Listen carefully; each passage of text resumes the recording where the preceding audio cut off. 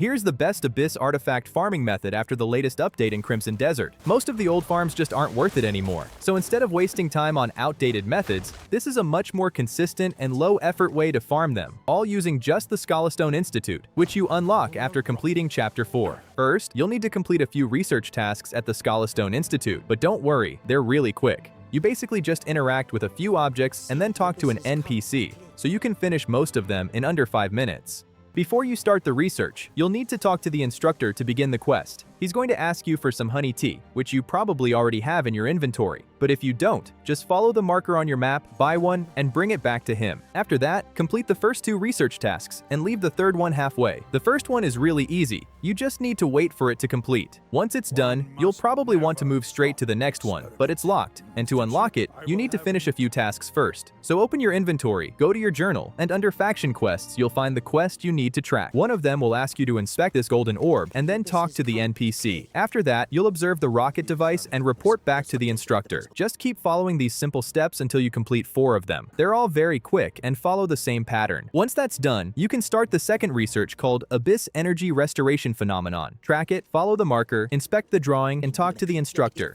Now this part is important. You need to leave the third research halfway. When it reaches around 50%, something will go wrong, and the instructor will send you to investigate it. But do not talk to the NPC. You've done everything you need from the research side. Now you're ready to start farming Abyss artifacts. So what you want to do is stay near the Abyss Nexus and check what the scholars are carrying by aiming your lantern at them. Every now and then, one of them will have an Abyss artifact that you can steal, as long as you're wearing a mask. If none of them have one, you can use the Abyss Nexus to refresh their items and just repeat the process. Doing this, you'll average about 1 artifact every 5 minutes, sometimes faster, sometimes slower, depending a bit on your luck. Compared to other farms, this ends up being much more reliable per hour, especially if you don't want to constantly fight or burn resources. When you see a scholar carrying something that looks like a cube, just bump into them and pickpocket it. Sometimes, even if they have an artifact, you might end up getting a random item instead and alerting them. At that point, you can either back off and try again, or if you really want it, take them out and loot it directly. If it starts taking too long for artifacts to show up, you can head to a bonfire, skip a few hours, and reset the cycle, or just go do something else and come back later, since farming for too long can get pretty exhausting. One last quick tip, there is another method using missions that can give you artifacts passively over time. At your camp, you can use dispatch missions, and there's one called Timeworn Ruins Excavation that you unlock after clearing out the area. It gives you 1 Abyss artifact every 3 in-game days, so it's definitely worth keeping it going. It does require a lot of resources though, so I can't really show it properly yet since my camp isn't fully upgraded. Check out my guide on how to farm gold bars easily after the latest update.